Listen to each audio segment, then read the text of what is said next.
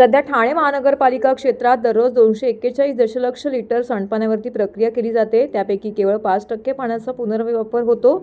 2035 पर्यंत हा वापर किमान 16% वाढवण्याचे लक्ष्य निर्धारित करण्यात आलं आहे, अशी माहिती आयुक्त सौरभ राव यांनी दिली आहे. गुणवत्ता व्यवस्थापन या 3 आराखड्यानंतर आता पाण्याचा पुनर्वापर करण्यासाठी आराखडा तयार करण्यात आला आहे. ठाणे महानगरपालिकेसाठी council of energy, environment and water यांनी महानगरपालिकेच्या सर्व विभागांशी संवाद साधून क्षेत्र भेटी देऊन हा आराखडा तयार केला आहे. त्याचं प्रकाशन महापालिका आयुक्त सौरभ राव यांच्या हस्ते संपन्न झालं. यावेळी ते बोलत होते.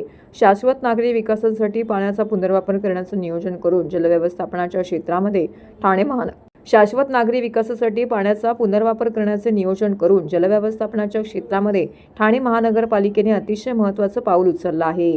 या आराखड्याची अंमलबजावणी कालबद्ध रीतीने करण्यात येणार आहे. वाढत्या नागरीकरणामुळे पाण्याचा पुनर्वापर करण्यावरती भर द्यावा लागणार असल्याचं प्रतिपादन ठाणे महानगरपालिका आयुक्त सौरभ राव यांनी केलं आहे.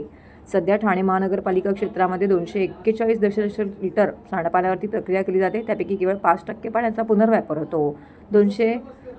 2035 पर्यंत हा वापर किमान 16% वाढवण्याचं लक्ष्य निर्धारित करण्यात आलं आहे.